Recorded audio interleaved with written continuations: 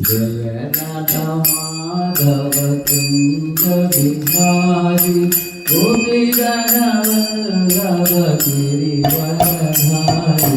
जय राधा माधव कुंज बिहारी गोपी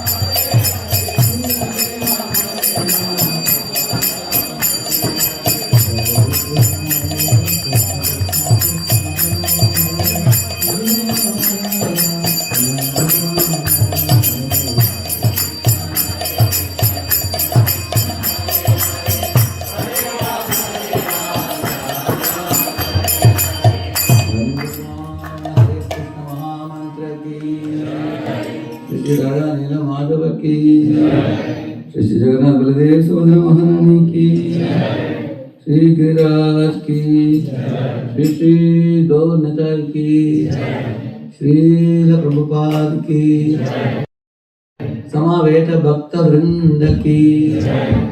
ओम अज्ञानतिमिरन्धस्य ज्ञानाञ्जनशलाकया चक्षुरुन्मीलितं येन तस्मै श्री गुरवे नमः। श्री चैतन्य मनोभीष्टं स्थापितं येन भूतले स्वयं रूपः कदा मह्यं ददाति स्वपदान्तिकम्। वन्देऽहं श्रीगुरोः श्रीयुतपदकमलं श्रीगुरून् वैष्णवांश्च श्रीरूपं साग्रजातं सहगणरघुनाथान्वितं तं सजीवं साद्वैतं सावधूतं परिजनासहितं कृष्णचैतन्यदेवं श्रीराधा कृष्णपादान् सहगणललिता श्रीविशाखान्वितांश्च नमो विष्णुपादाय कृष्णपृष्ठाय भूतले श्रीमते भक्तिवेदान्त स्वामिनिति नामिने नमस्ते सारस्वते देवे गौरवाणी प्रचारिणे निर्विशेषशून्यवादि पाश्चात्यदेशतारिणे वाञ्छाकल्पतरुभ्यश्च कृपा सिन्धुभ्य एव च पतितानां पावनेभ्यो वैष्णवेभ्यो नमो नमः। जय श्री कृष्ण चैतन्य प्रभु नित्यानंद श्री अद्वैत गदाधर श्रीवासादि गौरभक्तवृंद। हरे Krishna Krishna Krishna Hare Hare Hare Ram Ram Hare Hare. Please all of you respond. Om Namo Bhagavate Vasudevaya. Om Namo Bhagavate Vasudevaya.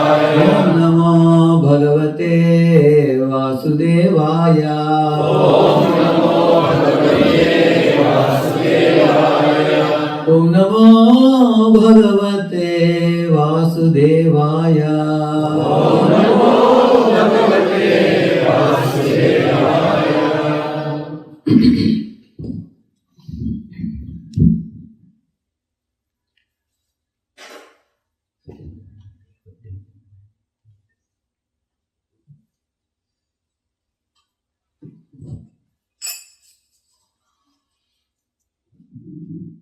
I wanted to share a very interesting story with you, at the end of which I will ask you some lessons you learned from it. Long before, a king who was a very pious king, just like Chitragita was a pious king, isn't it? Like that there was a very pious king. Then he was always absorbed in his court activities, in his activities for the kingdom. A saintly person came to his place. So the king was certainly very pious. When it came to the question of giving charity, he was giving charity surely. At the same time, his absorption in expanding his kingdom and expanding his elephants and horses and royal activities was so much that the saintly person had no scope for sitting with him, talking to him. The king said, please accept some charity and you push off. So the saint was thinking how to inspire this king to take to Krishna consciousness. That was his question. Anyway, the sadhu went away. But while going, the sadhu made one request to the king. He said, I know you are very busy, I don't want to disturb you, but I have one small request of you. Can you please identify a murkha or a fool in your country and just give him a stick? The sadhu gave him a stick and told him, just give the stick to him and ask him to go around the city, round and round. And for that, you have to pay him a monthly salary. Whatever you fix an amount and you pay for him.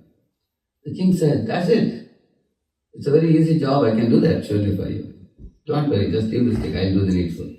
So he called the ministers and told them, this is the sadhu's desire. Arrange for finding out one of the best fools in the country and hand over the stick to him. So sadhus went around, the ministers went around and found out one fellow who appeared to be like a great fool who was laughing to himself, appeared to be a crazy fellow. So they gave him the stick and told him, this is your job. Keep going round and round the city. Monthly once, at the end of the month, you can come and accept a salary. And it went on like that. And as the years passed, one day the king had got very old and he got very sickly. He became bedridden. He just couldn't even get up from the bed. At that time, the king understood that my body is in a degrading mode. irreversibly the body is falling apart. So now there is no possibility of my reviving the body. So sometimes you hear that somebody got some terrible disease, correct? No? Like terminal disease or something. The body is like, the disease is ravaging in that body. And the body is getting consumed. So the king immediately told that call all my relatives, friends, everybody one by one. One last meeting I will have with all of them. So they all came. And the king also remembered, long before I had appointed one fool to go around the city. Call that fellow also. So he'll also come. So the fool came to meet the king. The king told him, my dear fool, I am going to a faraway place now. But you did your job well. So I thought of giving you, some retirement and some special pension and gratuity, provident fund, everything. So therefore I have called you also. All my relatives have come. So I want to meet you also. Therefore I called you. And the fool asked him, my dear king, why did you take me with you? And the king said, no, sorry, I cannot take you with me. I have to go alone, he said. And the fool asked, I think you are not taking me with you because I know the secret. I think you want to take your queens with you, he said. And the king said, no, I can't take any of my queens with me. Then the fool said, generally when you go out, such great personalities like you always accompany somebody. Okay, if you don't want to take the queens with you, at least you're going to faraway place, there will be no one to cook for you, carry some food, carry some gold coins, and also travel in a chariot. You don't have to walk a long distance. And the king said, I can't carry any of this with me. I can't go in a chariot, I can't take the wealth, I can't carry a single gold coin. And the fool appeared very surprised. You accumulated so much wealth. You had so many elephants, so many horses, so many kingdoms, so much big treasury. You can't carry any of that with you. And the king said, no, I can't touch even one gold coin with me when I am going, he said. And the king said, don't ask me these questions more and more. It makes me more and more painful. So he said, I just called you to give you some gift. The king said, enough of your service you have done all these years. Now you hand over your stick to a greater fool than you. And then you can take a pension and you can relax, he said. So find out somebody and bring him to me quickly, and then you can relax after that, he said. So the fool took the stick and gave it to the king. And king was like, wild. What do you mean? Do you mean to say I am a greater fool than you? And the fool said, yes, my dear king. All these years, didn't you know that all these things which you are accumulating, you won't take even a single penny with you? So who can be greater fool than you for accumulating all these things? You're going to go with empty hands now. How much time you wasted in accumulating these things? So therefore I don't find a greater fool than you. You are going to leave behind your queens, your elephants, your horses, your palace, your extent possible. He went to all the movies. He went to the best of the hotels and ate. He went to all possible entertainment spots. And he enjoyed his life as much as he could. And he was exhausting the money. And 1 month passed, he was still not dying. And then 1 more month he lived. And I asked the doctor, please tell me, if I go on enjoying like this, my money will get exhausted and that is not. The doctor said, even I am also surprised because sometimes even doctors can't predict.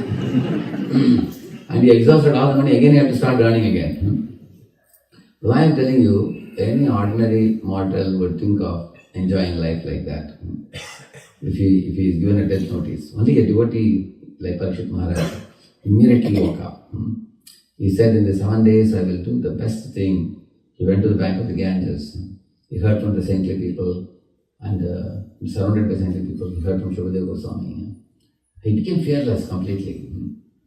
So a real thing happened in Hyderabad recently. There was one Mataji called Barsana Rani Mataji. She and her husband are doctor. And her side and husband's side also, there are many doctors in their family. It's a very big doctor's family. Their son is also a doctor. And he works in America only. So one of the days, her husband called me and said, Rajambu, my wife, he was telling that suddenly we took her to hospital. He says there is some problem in the intestine and doctors are suspecting something. I'll call you in the afternoon and talk to you. Please offer prayers and all that he said. And then he called up afternoon and said the doctor want to perform some surgery. But during that time they found that she has a 4th stage cancer. And the doctors say that, she will not survive for many months. Probably maybe even a few days also.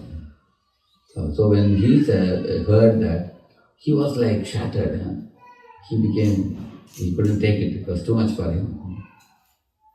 But when his wife heard that, she had a big smile on her face. She said, really?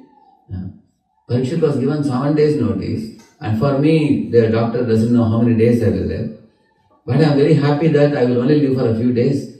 And then she said, I have been reading Krishna book. So many pastimes of Krishna I heard. It is, whenever I touch the Krishna book, I feel so happy. Krishna's beautiful Yamuna, and the kalpavruksha trees, and the beautiful cows, and the spiritual world, and also the Gopas, the Gopis, they were Govardhan. She said, every time I read, I feel, when will the time come when I can go to this place and meet that beautiful personality Krishna? But now the number of days, I have to just count down a few more days.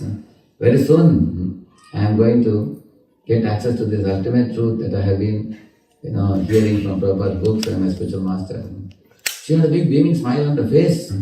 So nobody could believe somebody could respond like this, like the way she responded.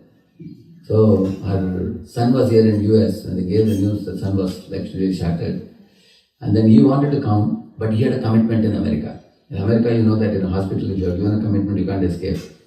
So he came to know the news on 26th December. But the commitment was up to 3rd January.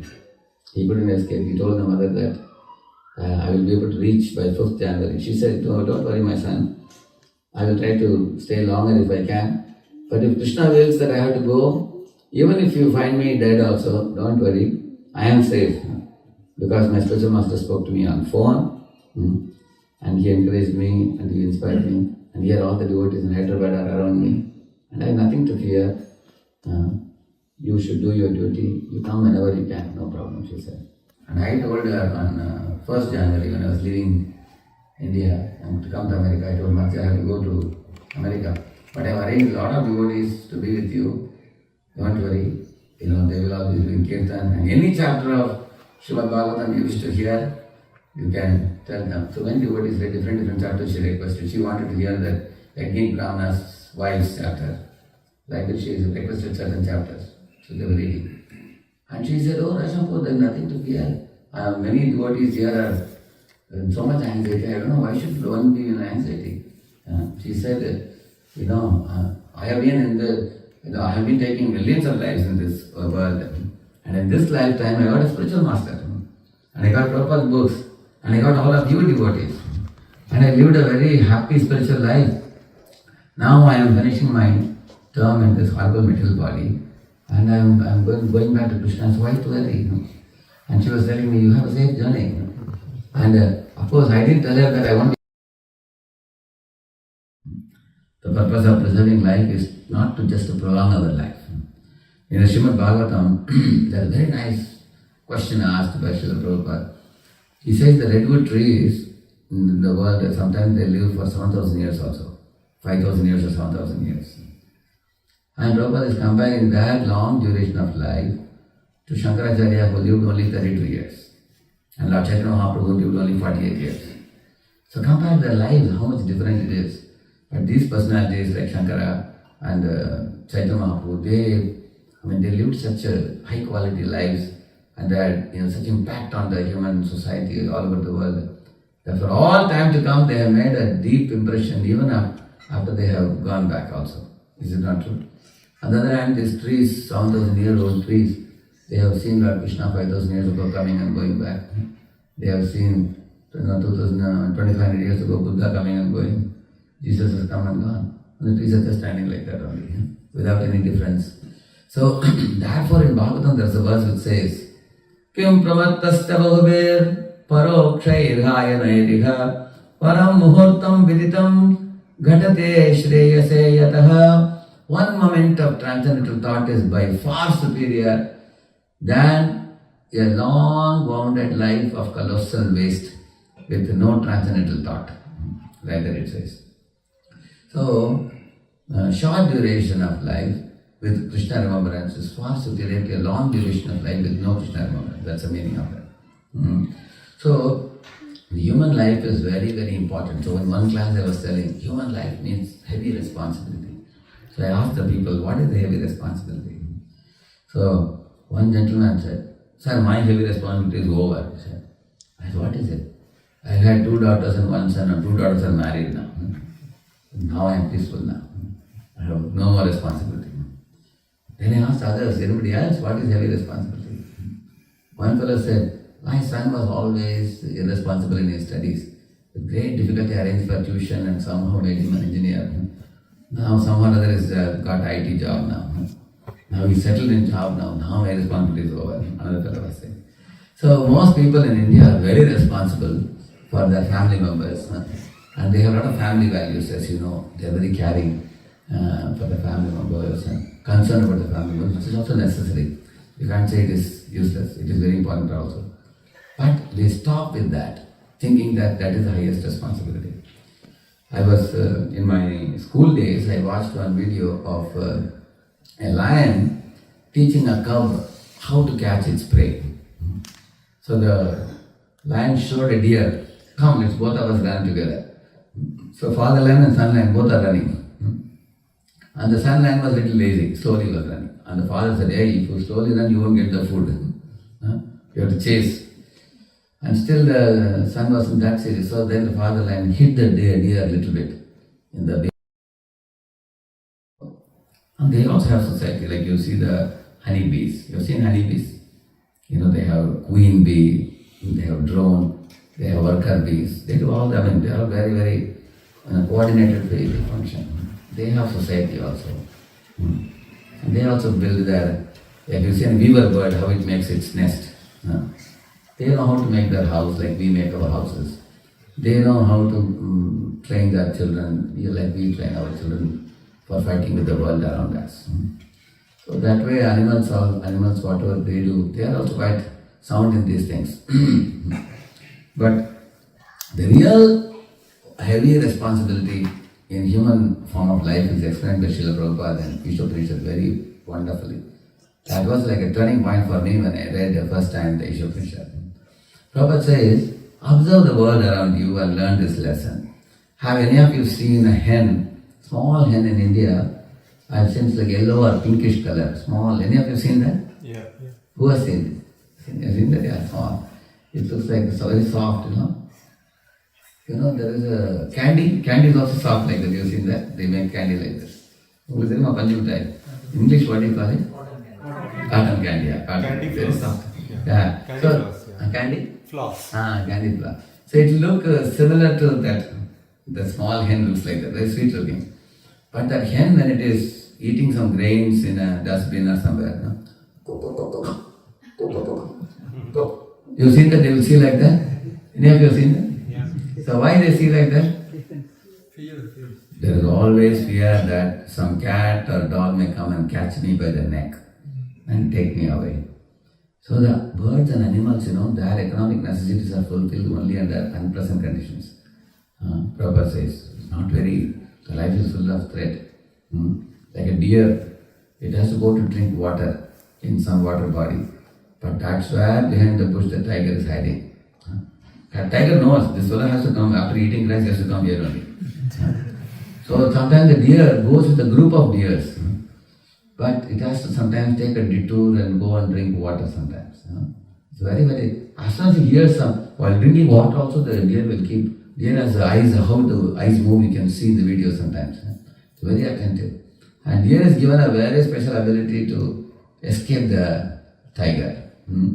So, there's always threat for eating or drinking water, things like that. And what about sleeping? Like a donkey is sleeping in a washerman's house in the backyard or somewhere. But in the early morning, the washerman gets up and brings a stick and beats him up. Get up now, you foolish donkey. You have to carry the clothes to the riverside. So imagine if somebody beats you with the sleep, how bad you will feel. Isn't it? Sleeping is a very comfortable time, isn't it? So the donkey is beaten up and woken up when he is sleeping. He can't sleep peacefully. Therefore, while going to sleep at night only, he is afraid. I don't know what time this fellow will beat me tomorrow. He has to sleep like that. Yeah. In the same manner, once Prabhupada observed a pack of dogs. How, how, how, how. They were all barking. Prabhupada told the devotees, look at these dogs. They can't control their senses. A dozen dogs are chasing after one she-dog. And they are tearing each other's bodies. Look at their blood in their bodies. They fight like anything for mating. They can't live peacefully. But in human society, you will see one man marries one woman. And typically you will see in India, they put a kumkum here. No? Put a kumkum here, that means she's a married woman. Everybody should treat her like a mother. So nobody, even if a woman is good looking, a man who sees her with a kumkum, he will see her like goddess of fortune, Lakshmi. She becomes respectable by all. So, in human society, man is not supposed to fight like that, like the dogs. But in dog society, you can see, for one she-dog, there are a dozen dogs chasing. And a big bulldog will come. He will say, hey, all of you get lost. He will take her and go. Another bigger bulldog will kick this fellow also. They will always fight like that, you will see that. Yeah. So, whether it is eating or sleeping or mating, animals' conditions are fulfilled under nasty and unpleasant conditions, he says. But in a typical Vedic life, when I was a small kid, I clearly, visibly remember even now how peacefully we used to eat. My father would be sitting, and myself, my three sisters, everybody will come together at least 2 times a day, morning and night, morning and evening time. We will all take prasadam together. My mother will be serving everybody. Of course, my mother will be fanning also, all of us. In those days, there was a hand fan. We didn't have this fan in that times.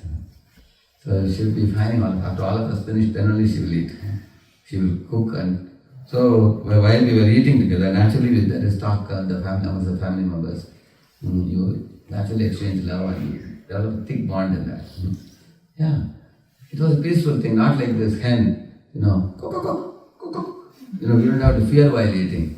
Is anybody going to catch you by the neck? There's no fear. It's a very peaceful life. So with sleeping also, your mother, father are more concerned about you than yourself. If it is very cool winter, they will arrange for a sweater for you. And they will arrange a very nice bedding for you. And they put you to sleep. You can sleep very nicely, comfortably. Similarly, in human society, there is a system of marriage. When man and woman marry, they can live peacefully. Everybody lives in a house. Husband, wife, children, they can live peacefully.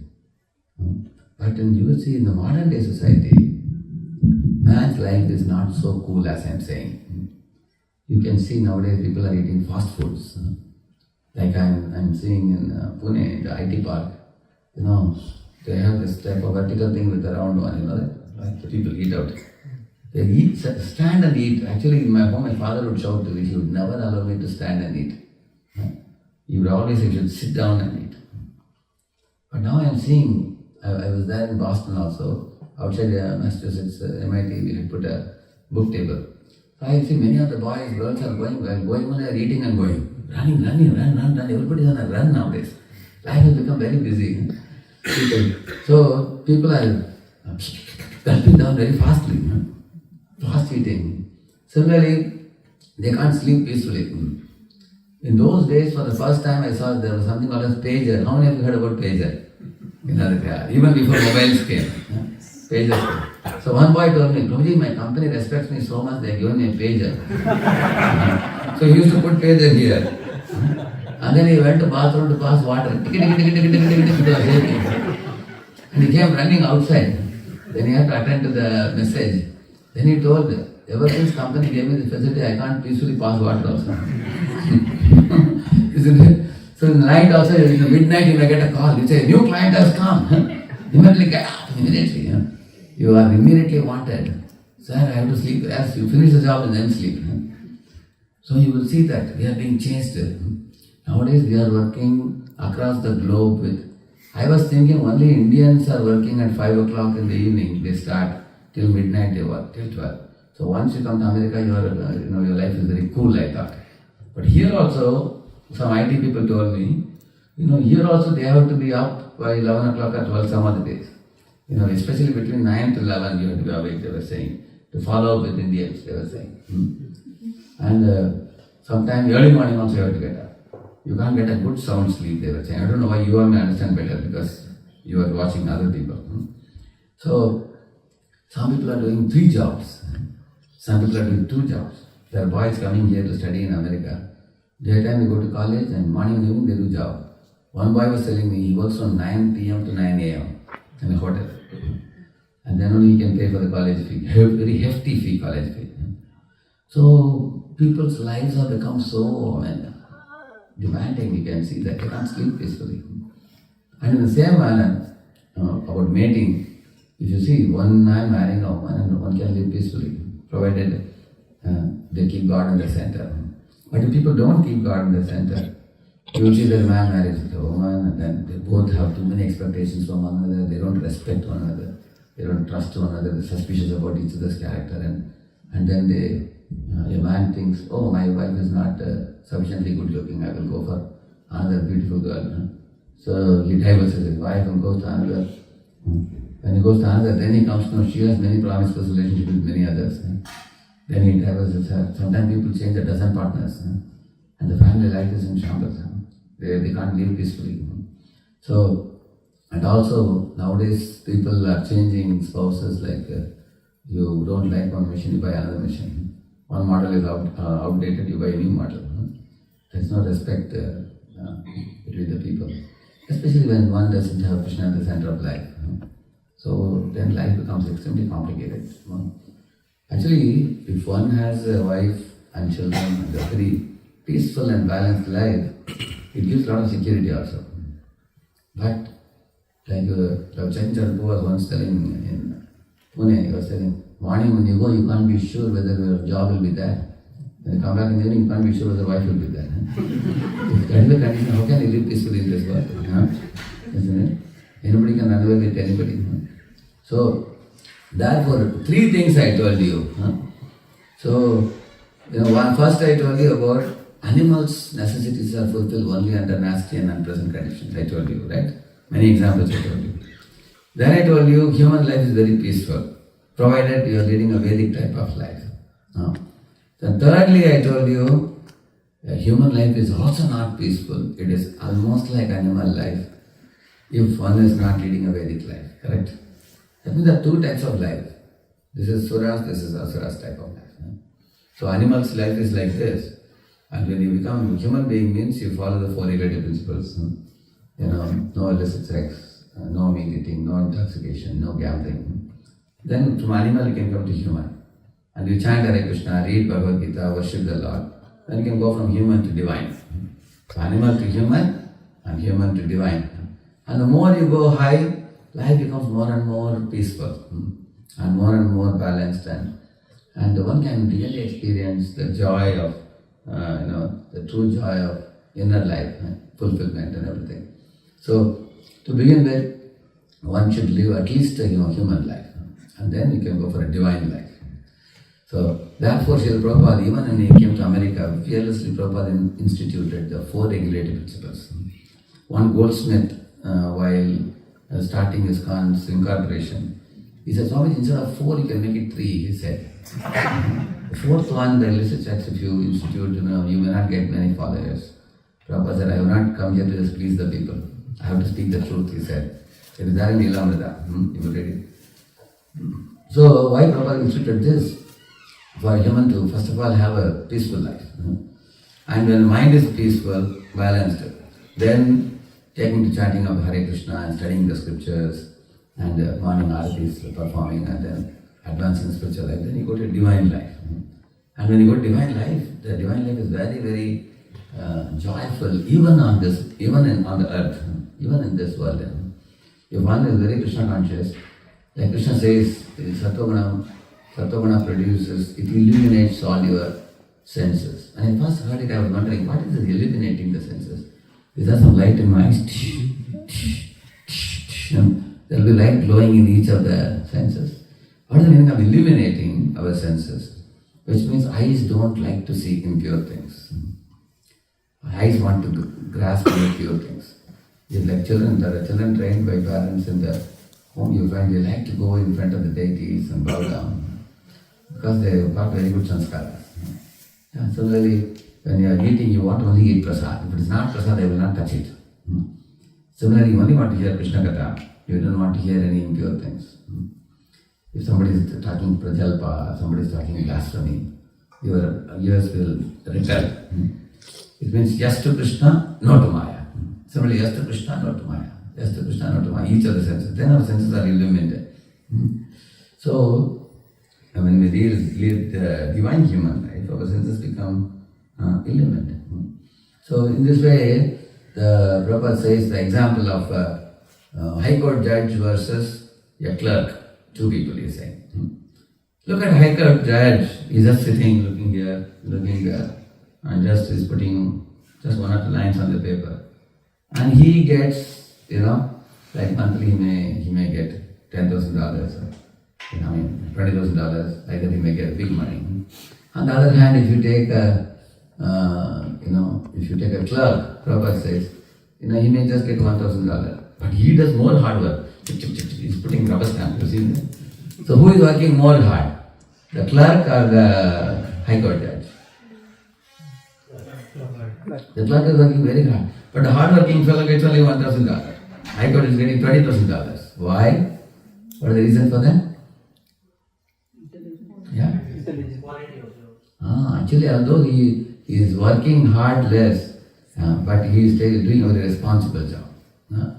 It's a quality job he is doing. In the same manner, Papa is saying, we are like High Court judge and the animals are like clerk. They work hard and they struggle in this world. We all can come little inside. There's a lot of people not having space to sit there. You can come in the front. So, like for example, Mercedes-Benz is supposed to fly on a smooth road. Can you use Mercedes-Benz for plowing a field? For plowing a field, you use a tractor, isn't it? Like buffalo. The tractor is like a buffalo's body. But human body is like a Mercedes-Benz. So the smooth road is actually the path of the Vedas that one should follow in human form of life. So, what is the first lesson that we should learn in human form of life? Krishna teaches in the Bhagavad Gita that Arjuna, know the difference between matter and spirit.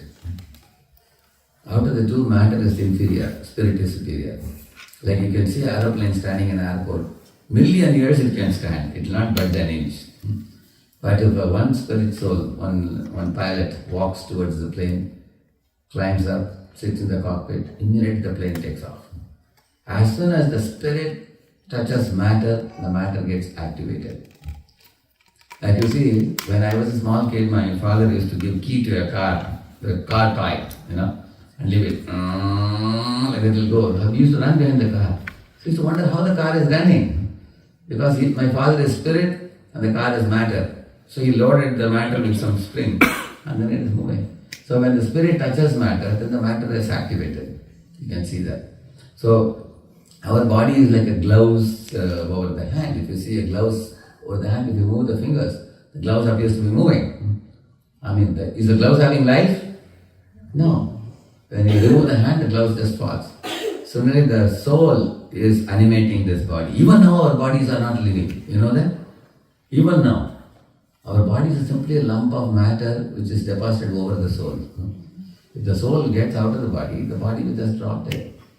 It's not an exaggeration to say, our body, just like you bring a gulab jamun in a carry bag and you keep the gulab jamun in a plate, and what do you do with the carry bag? It goes straight to dustbin. Similarly, out of the which is important? Carry bag is important or gulab jamun is important? Gulab jamun is important. Both are important.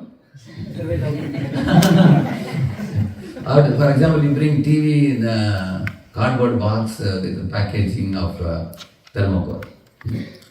One time in our compound school, there's one fellow brought a TV. All the children started coming behind, walking with the box. They put the box inside, they opened the box and they took out the TV and kept on the table. And then the children saw that inside the box there was thermocol packaging. And all the kids were asking, Uncle, can we get one of those pieces? And uncle took out the thermocol and gave. And the children very reverentially accepted it and went, Uncle, such a good uncle, he gave us this. Asking is a very important thing. In the same manner, people in the world, people who are attracted to bodies are like attracted to thermocol packaging, that's all. Yeah, because out of the two, thermocol and the TV is more important, right? Thermocol just packaging. Similarly, this metal body is a packaging over the soul. Otherwise, metal body, so body is made up of flesh and bones and all this horrible, abominable substances, inside which the soul is trapped in this body. So, therefore, this is one of the first considerations in Bhagavad Gita, Krishna taught. First, Krishna taught and teaches identity, then he teaches mentality, then he teaches alignment towards the end, you will see. In the beginning of the Gita, he teaches identity. What is my real identity? One has to contemplate on this. Only human being can understand this. Nobody else, no cats or dogs cannot understand this. In San Francisco, Haight-Ashbury Street, Prabhupada was once giving lecture. At that time, they used to have this poles outside for tying the dogs on one pole and cats on the other. So one Roger was coming to the program. Roger, you know who is Roger? Roger became later on Gurudas Prabhu later on. So when he was coming for the program, so he used to always think, why Swamiji is saying you should tie the dogs outside? Why can't we take our pets inside? He was thinking this question in the mind. When Prabhupada came to the class, all students were sitting inside. Prabhupada had a stick with him. And he would see that the dogs and cats are just blocking the door. Like that, he would tap them, so they would move to the side. And then Prabhupada came inside. And he came and sat in the seat. As soon as he took the mic, the first thing he said, this Krishna consciousness movement is not for the cats and dogs. It is for human beings. Therefore, you all are inside. You all are sitting and listening to this because you can understand. Cats and dogs, they cannot understand. He said. So, this is the first thing to understand. Matter, spirit, difference. One should know. This is the first responsibility of any human being. Know the difference between matter and spirit. And once we know this difference, you will know what is a smaller picture of life and a bigger picture of life. For example, if a child is playing in a seashore and making sandcastles, the sandcastle becomes a very great reality for the child as long as he is in the seashore, isn't it? When we all used to make sandcastles in the seashore. And then parents may come and tell the child, oh, it's getting dark now, we are going home, come now. So what do you do with the sandcastle? You just dust your hands and go with the parents. So our relationship is with the seashore or with the parents? Tell me. The parents. The same way, the divine couple, Radha and Krishna, they will call us, when we, actually our term is over in this world, we have no business with this world. This material world is like a seashore.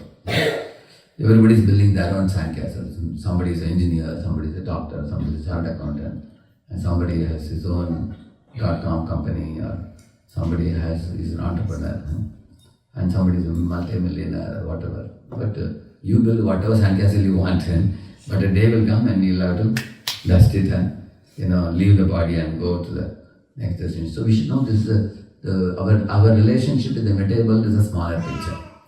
Our relationship with Radha and Krishna, that is a bigger picture of life. So we should always keep both these pictures in mind. We should not get too much absorbed in the smaller picture of life, forgetting the bigger picture. Then we become stuck in this world. In Pune to Bombay, there's a train which goes. So one Grihastha devotee was telling me, he was going to Bombay to attend some program in Bombay, Bhagavatam class or something. In the early morning he got a train. Of course, he was a new person. He was just coming to the temple. Many other devotees are going, so he also wanted to go. He was just standing one round, he was standing. So when the train went up to Lonavala, there's a place called Lonavala Hill Station. And that place there is one item which is very famous called chikki, they call it. You know chikki? Chikki means what do you call that in English? Peanut butter. Peanut butter? Fudge. Fudge. Brittle one. Yes. So people, that is very famous, Lonavala. So when he was sitting in the train, he saw through the window there was a shop which was selling that. So he got down from the train and the train stopped. He went to the shop. But the problem is, the shopkeeper was showing 4 or 5 varieties, but some are with cashew also. Some are with ground nuts. Like that he showed 3 or 4 varieties to him. So he was choosing which one is costly, which is less costly. So by the time he purchased one of it and turned around, train was not there. The train had gone away. He missed it. So later on his friend told him, he did a foolish thing. See, when you are going to buy something, getting off the train, you should have one eye on the train, one eye on the thing which you want to purchase.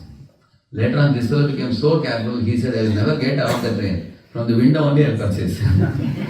So, the same manner, we all are sitting in the train back to Godhead. Which is the train back to Godhead? ISKCON.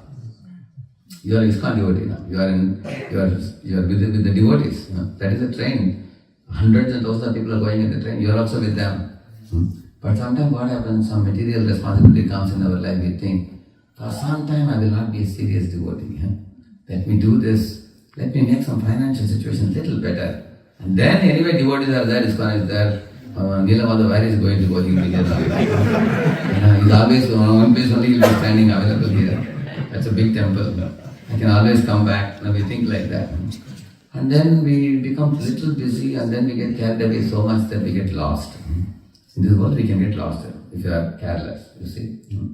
So, therefore, while fulfilling our material responsibilities, we should have one eye on them, another eye on Neelamada's lotus feet.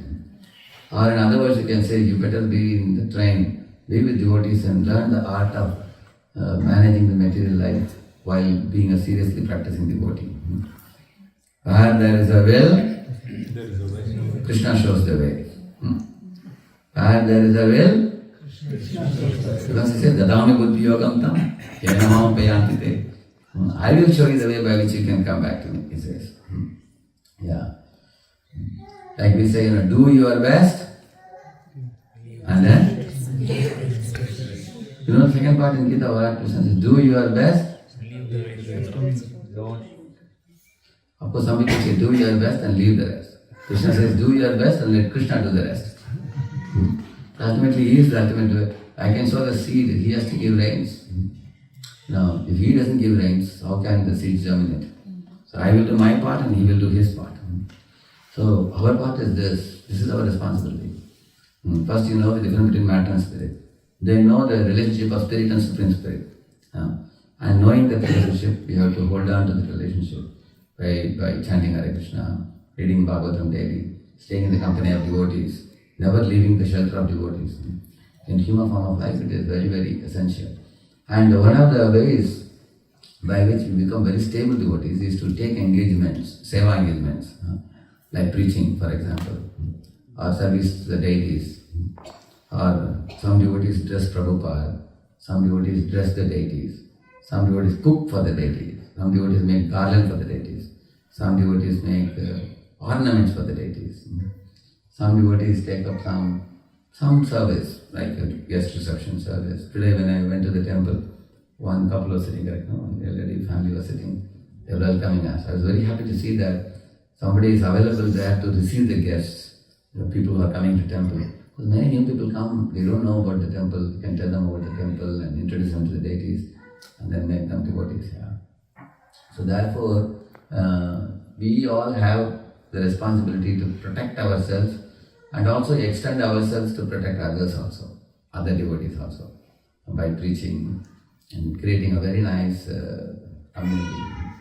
And so the human life is not an ordinary gift, it's a very rare gift, rarest of the rare gift. Prabhupada says that, I'll just show you one.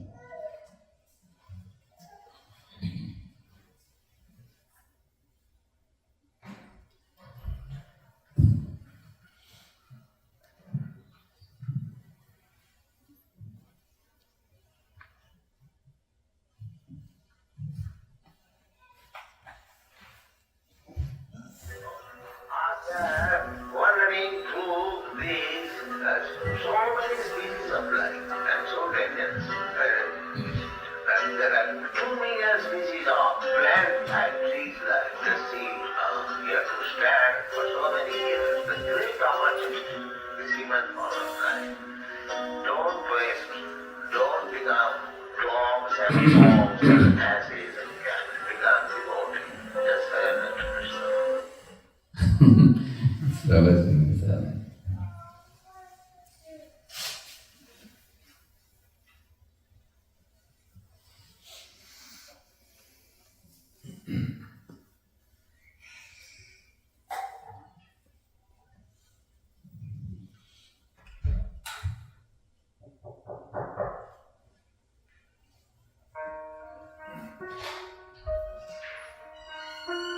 wives. Merchant who had 4 wives. He loved the 4th wife the most, and adorned her with rich robes and treated her to delicacies. He took great care of her and gave her nothing but the best. He also loved the 3rd wife very much. He's very proud of her and always wanted to show off her to his friends. However, the merchant is always in great fear that she might run away with some other man. He too loved his 2nd wife. She is a very considerate person, always patient, and in fact is the merchant's confidant. Whenever the merchant faced some problems, he always turned to his 2nd wife, and she would always help him out and tide him through difficult times. Now the merchant's 1st wife is a very loyal partner and has made great contributions in maintaining his wealth and business as well as taking care of the household. However, the merchant did not love the 1st wife, and although she loved him deeply, he hardly took notice of her. One day, the merchant fell ill. Before long, he knew that he was going to die soon. He thought of his luxurious life and told himself, "Now I have 4 wives with me, but when I die, I'll be alone. How lonely I'll be." Thus, he asked the 4th wife, "I love you most, endowed you with the finest clothing and showered great care over you. Now that I'm dying, will you follow me and keep me company?" "No way," replied the 4th wife, and she walked away without another word. The answer cut like a sharp knife right into the merchant's heart. The sad merchant then asked the 3rd wife, "I have loved you so much for all of my life. Now that I'm dying, will you follow me and keep me company?" "No," replied the 3rd wife. "Life is so good over here. I'm going to remarry when you die." The merchant's heart sank and turned cold. He then asked the 2nd wife, "I always turn to you for help, and you always help me out. Now I need your help again. When I die, will you follow me and keep me company?" "I'm sorry, I can't help you out this time," replied the 2nd wife. "At the very most, I can only send you to your grave." The answer came like a bolt of thunder, and the merchant was devastated. Then a voice called out, "I'll leave with you. I'll follow you no matter where you go." The merchant looked up, and there was his 1st wife. She was so skinny, almost like she suffered from malnutrition. Greatly grieved, the merchant said, "I should have taken much better care of you while I could have. Actually, we all have 4 wives in our lives. The 4th wife is our body. No matter how much time and effort we lavish in making it look good, it'll leave us when we die. Our 3rd wife, our possessions, status, and wealth. When we die, they all go to others. The 2nd wife is our family and friends. No matter how close they have been there for us when we're alive, the furthest they can stay by us is up to the grave. The 1st wife is in fact our soul, often neglected in our pursuit of material, wealth, and sensual pleasure. Guess what? It is actually the only thing that follows us wherever we go." Actually, that is super soul, what you're calling as a soul. Okay, anybody can say who is the 4th wife? Our body. At the time of death, our body leaves us. And the body is burned in the grave, and the soul comes out with his mind, where he stores his unfulfilled desires. And then he's given one more body, correct, no? Later on. And who is the 3rd wife? Possessions like wealth, a car, a laptop, bungalow, and all facilities, amenities, or possessions and all. And the possessions told that, okay, you are gone, I will go to someone else. Your bank balance becomes someone else's money. It's no more your money after that. Who is the 2nd wife? Family, friends, relatives. They can at the most, like a wife goes to the door, and the relatives may go up to the graveyard. When the body is burning, they'll go away. But the 1st wife is super soul.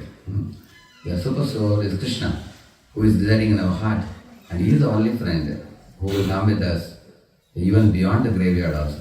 When the soul comes out of the body and is going to he doesn't even know where to go, next destination. Super soul takes him. Like a father taking a son, a daughter. Like that, the super soul takes us to the next destination. And always the super soul accompanies us. So, but the most amazing, strange thing in this world is, Lord is right next to us, we don't look at Him. We become too much preoccupied with so many other busy things in this world. So intelligent human being is one who turns his face towards the Lord and then starts asking Lord, how can I serve you? Please tell me. In the 4th canto of Bhagavatam, when King Malayadvaja died, his wife Vaidehi started loudly crying in the forest. That time the Super Soul came in the form of a Brahman and told her, why are you crying? You are never alone. You and me, we are like two swans in the same lake. So your heart is like a lake and we both are residing in the same heart. So I am always accompanying you, you are never alone. Be confident. And you can always turn to me for knowledge. And when you can't hear from me, then I come as your spiritual master and I give you the knowledge. So spiritual master is like an amplifier of the Super Soul. Whatever Super Soul speaks, same thing Guru speaks, but he tells us in a way more easily understandable. So therefore the sound vibration, it is said the spiritual master lives in his sound vibration and the follower lives with him, it is said. If you hold on to the sound vibration, Vani, and the instructions of the Guru. So Srila Prabhupada actually wanted us to not only study his books but also distribute his books. He also not only wanted us to live a life of Krishna consciousness, but he wanted us to gift this life of Krishna consciousness to many, many suffering souls. So he wanted us to become attached to the deities of Krishna rather than become attached to the material possessions of the material world. He wanted us to mold our life in such a way. Prabhupada says in one of the purports, all devotees in ISKCON worldwide, they rise by 4 a.m. Prabhupada says that. It's in purport, one of the purports. Whenever he says like that, you have to know that he is expecting that from us. You know that. So we have to sleep early, rise early, and perform all our morning chores of spiritual duties. So, in this way, in case, let us assume that I have still material desires, I didn't perfect my human life, still Krishna keeps his devotees very well. Imagine a devotee who failed in Krishna consciousness having material desires, he is sent to heaven. He goes to Indraloka where he lives there, he gives shape to his material desires there.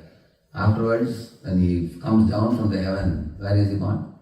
In a family of Brahmanas or in a family of rich aristocratic people. That means Krishna keeps his devotees always nice. Even if you have material desires also. Imagine if you have no material desires, go to Bhuloka to Goloka. Or if you had material desires, you go to heaven. Heaven also life is not very bad. It's a very nice life. And after that, by exhausting material desires, you are born in a Brahmana family where you get good sanskars you get. Or you are born in a rich family, you have no worry about food or anything. I go to many rich people's family in Pune, I see they have Radhakrishna deities, Agarwal family and all, you will see that. So the child gets very good sanskars there also. That means you will see, once you commit to Krishna, then Krishna, you take one step towards him, he comes 10 steps towards you. So therefore, we should not miss this opportunity, which is a very rare opportunity given to us in this human form of life. Let's perfect our life by understanding how we can liberate ourselves from this terrible material world. Anadi karma phale padiva varnavajali taribare nade ki upai. Bhaktivinoda Thakur sings this song. I heard a very nice explanation by a devotee. He said, the ant fell from the top of a tree branch in the river, and it started being tossed by the waves of the river and was drowning. The ant has no scope to escape. But one dove was sitting in the top of the tree branch. It plucked one leaf and threw it down so that the ant can take shelter. So the ant took shelter of the leaf, and the leaf gradually reached the shores of the bank. And then from the bank, it again climbed up the tree again. So what is the analogy said here? We are like the ant, and the river is the samsara where we have come now. And the dove is the spiritual master of Prabhupada, such acharyas. They are taking pity on us and they are throwing the leaf of the path of devotional service. Navavida Bhakti and all the books, deities of the Lord, devotees of salvation, so many things Prabhupada has gifted us, that's like the leaf. Accept the leaf of ISKCON, lifestyle, beautiful lifestyle, and reach the shores of the samsara and then again go back home, back to Godhead. That's the goal of life. So I want to thank Pranam and Gopal Prabhu, Radhika Prema Mataji, and their two wonderful children for giving us the opportunity to come together and discuss some Krishna Katha this evening. Also we have Aisa Gurbhakti Mataji is here, Prabhu is here. So, nice to meet you. They were in Pune. You had a nice time in Pune, Mataji? Yes, very much. They took nice care of you? Very nice. Prabhu had a nice time? Wonderful. You can always come, you are most welcome. Whenever you come to India, you can consider Pune like your home. You can just give a call to Revatipati Prabhu. Revati is a very fine gentleman. He's a very nice devotee. You have his number, just tell him that you are coming and you don't have to have any reservations. You just tell him, arrange a room for us and he will do it. You're most welcome, thank you. So, you can sing 5 minutes or you want to ask questions or you want to share any reflections. You can share with anything which you would like to say. You can come out this one. Yeah. This one. You want to Mataji, you can add something.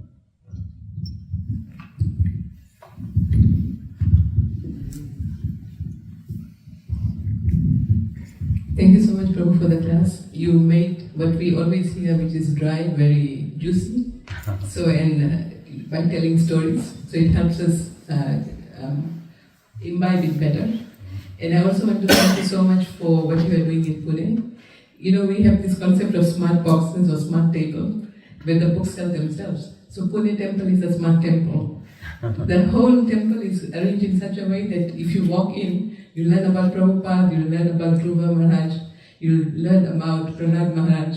There's no way you can escape. And every pillar in the temple is a message from Srila Prabhupada. So if someone, and everyone who walks up, pretty much everyone, we're staying on the 3rd floor, practically everyone has a book. And therefore they have been leading book distributors globally for 3 years in a row. And the Prabhupada and the Vishnu culture is so beautiful there. The devotees are so, then I understand why although Ananteshwar Prabhu stays here, his heart is in Pune. That's so attached. They gave a class for the devotees there? Yes, in the Brahmacharya ashram of Hare Krishna Maharaj Sannyas. Prabhu, you gave a class for a devotee? Yes.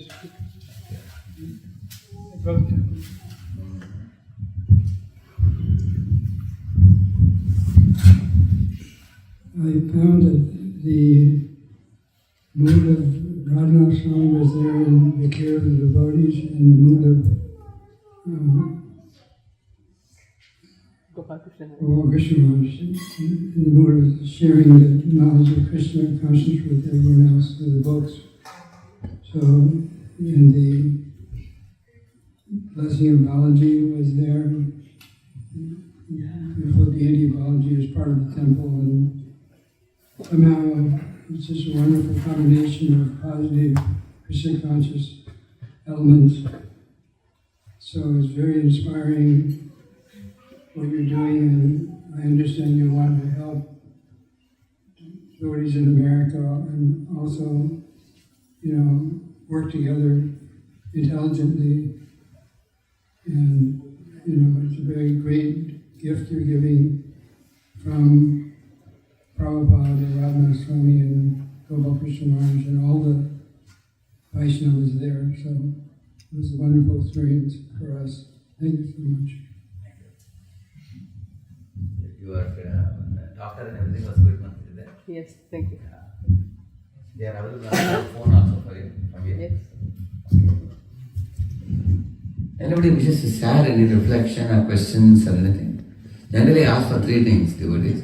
Either you can ask a question, or you can share a reflection, or you can recollect one striking point that is a takeaway point for you. Okay, who would like to some hand or something? You can go there so far. I can speak loudly. Yeah, good. Yeah. It's inbuilt mic, yeah, go. Hare Krishna Prabhu, welcome to Texas. I saw your video sometime back. You mentioned the 10 centers, which is your focus point in USA. Correct. 3 in the East Coast, 3 in the West Coast, Correct, yeah. the Gulf Coast. So I'm curious to know how the response has been to your appeal for volunteers. Yeah, actually many letters came to me after that. Like for example, in Baltimore, there are a dozen preachers who are ready to start youth preaching in Baltimore. In Connecticut, today I had a talk with Hare Mohan Prabhu, and they have 8 of them available there. And in Dallas, there are 8 couples ready. They are also going to start with preaching. Then in best response has been in San Jose. The Radheshyam Prabhu called all the congregation and told them to help. And there also we got about 6-8 families to begin with. But they have already progressed quite a bit. Like 5 of the boys have started we call the centers as BYS, we call it. Bhaktivedanta Swami Youth Center, like that we are calling it. Youth services. So, close to the temple, we have one first center there. There is one in Brooklyn. Hansuru Prabhu is the president there. So, he has given a place for 15 youths to stay in the temple campus. So, some 7-8 are staying already. So, we will be able to put another 7 more like that. Actually, to put it very simply, our goal is to populate the temples with youths. And devotee, committed, dedicated, seriously practicing youths who will run the morning program. And also many of the Prabhupada disciples are very aged now. So these youths should take their association and in turn they should give their physical energy in form of services. That is actually the goal. So that they can actually allow the Prabhupada disciples to relax rather than training them to work so hard. In many of the temples they are struggling a lot actually. So these youths have energy and they are wanting services also. So if they can stay in the temple or next to temple, they can come and assist in pot washing, cleaning, cooking, and if they can become first and second initiative devotees, they can do Brahman services also. And they will get married if they can stay in the same city, the same community, it will be the best. And now we can work from home anywhere. So they can have job anywhere, but they can work from the same city. That is my goal is wherever I go, I want the people to connect with the local temple. I am telling them that you serve the local temple, donate for the local temple, become attached to the local deities, and become part of the local community, and increase the population. This is the goal. So these are all places where it is picking up now. But although many youth preachers are coming forward to do youth preaching, for them it is new. So it's not going to be a bed of roses immediately. In Baltimore, I'm taking once in a month meeting. Similarly, Boston and San Jose also. Also, I am connecting one very experienced preacher from India. We are calling them as a youth preaching advisor from India. San Jose, I have connected one. Actually, in India, from Pune, we had sent devotees to different temples in India. So we have a total of around 30 very senior leaders in the capacity of presidents and vice presidents or Brahmachari ashram leader like that. So those people I am connecting to different places in America. Anyway, we are doing offshore projects for IT companies. We can do similar thing for Krishna consciousness.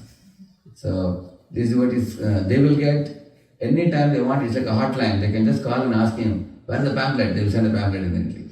That's how they will get support in the beginning. And our preaching may be more oriented towards Indians coming here for jobs or Indians coming for studies. They may be our primary focus now. Later on, Krishna willing, the congregation devotee kids, those who are in America, some of them may pick up also very nicely. Some of them are attending our programs also. And many of the congregation devotee children are doing kirtan very well. Many of the temples, long hours they can do. Like we were hearing what amazing kirtan it was in the beginning. We can go on hearing eternally such kirtan. So what I am trying to do is I am connecting the congregation kids to the new boys. So when the congregation kids come to our retreats, they make it very lively because they do kirtan and all very nicely. And the boys certainly learn the knowledge also. So that kind of thing I am trying to do in different places. So I only come 2 times a year, January and September right now. For 45 days I am coming. Rest of the time they get ongoing support from one preacher from India. For Houston, you all know Ananteshwar Prabhu. And from India there is one Sanatandra Prabhu. So I have connected to him. But it's not that they are going to be like a supervisor or demanding report or anything like that. Basically we are facilitators. Even myself also. See, I am called as a global duty officer. Some people in America asked me, so do you mean to say we have to report you? And I said, no. I am not coming to take any big official report or anything. I come as a facilitator and not necessarily for every temple. My Guru Maharaj also told me that wherever somebody is interested to, and they have some faith in this style of preaching, they want to take help, you can assist them. And also, honestly speaking, I am also a new person to America. The style of preaching here, like Bhakti Mataji has been doing congregational preaching for decades. I am just coming just recently. So in that sense, I am like a toddler, you can say. So, but whatever systems we have been using in India, if you use it here on the Indians coming to America, that may apply very easily. Later on, we will tailor make according to what is needed for different types of audiences. And that those who are here, they will do it. Because those who have lived in America for 1 or 2 decades, 3 decades, they will do it very well. But I feel that Krishna willing and by Acharya's blessings, a good number of youths may connect to the temples, and in the coming 5 years or so, we may have, like in each temple we want to have like 20-25 youths, initiated devotee youths in 4 to 5 years, staying around the temple and assisting the temple. And we are not here to just, create an interest and inspiration and leave them. That is surely not my style at all. And I would rather give lecture to 5 boys who are ready to commit rather than give 5,000 people. I am not interested at all. Because many people can get inspired, but we want commitment. Our His Holiness Jayapataka Maharaj was telling, Shoshitam Grihamagatam. He was telling, don't just sow the seed and leave them. Mayavadis will reap the fruits otherwise. So he said, you should actually make them committed to Prabhupada. Yeah. That is why we are trying. Like last trip when I came, in Brooklyn and Boston connected, we had 45 youths. We took them to one Krishna lunch, Mayapachan Prabhu's place. We did a camp there. Similarly, from San Jose also we had 40 youths we did. Now I am going after this, Houston, I am going to Dallas. The weekend we have a camp there. UT Dallas and UT Arlington. And UNT also. All 3 together, we have like 35 youths. So whenever I come, I do retreat type of program, and I do program inside the university. And when I go back to Pune, then these people do weekly programs. So we have a well-defined syllabus. If any of you is interested, you can give your names to Ananteshwar Prabhu. We can have a group of maybe 10 or whatever number of devotees are there. We have now we made a Dropbox, where we have all the folders. How are we progressing with this? And that can be ongoing guidance for you. And then you can make a beginning. The beauty is, you just do for 1 to 2 years, and you make, we have seen in India, like when I do in India, we start in July. Then it goes July, August, September, October, November, December, January, February, March, April, May, June. In that June, we will have 800 boys coming to Mayapur, all over India. Because we follow the same pattern, and different preachers preach in different places and bring them to Mayapur. And that is like a crescendo, like a peak camp. The 3 camps we have, Sankalp, Spurti and Utkarsh. Sankalp camp, they come to 4 rounds. Spurti to 8 rounds. And last Utkarsh, 16 rounds. So when they come to 16 rounds, they are willing to listen Bhagavatam and see everything after that. But prior to that, they have the scientific test has to be cleared. They have sense gratification propensity, it has to be cleared. Then we have to awaken the devotional disposition. So those things, there are many booklets are available. All materials are available in the form of PDFs and PPTs and video lectures. Materials are available. Any preacher is willing to take out little time. Weekly, only 1 evening they have to give. And any of you says that Saturday evening or Sunday evening, 1 evening, 3 hours I can give, and I am interested in assisting with this, I can give you a name, and we can make a beginning. In Houston, you have such a beautiful temple here, very nice, and I always meet the leaders, Radheshyam, Prabhu Maharaj, and also we have Saranga Thakur Prabhu and Mataji, 3 of them. Today also I spent a couple of hours, more than a couple of hours with them. Last time also I had a meeting with them. So they are all very eager to see. They told me also today, if you are going for a program, please announce about this. We will be very happy to see many of them taking up preaching. They said. And you have very good universities, as Rice University. There is also Houston University, is it? University of Houston. Then your College Station, Texas A&M. Texas A&M alone has, I heard, about 60,000 students. That huge campus it is. There are clubs in these universities which can also continue doing. But apart from the clubs, we also have multiple colleges. If somebody is ready to start, there are so many opportunities. Like in His Holiness Kamaksha Maharaj's time, Maharaj was like a powerhouse, attracting so many people. This temple was flooding with people like her.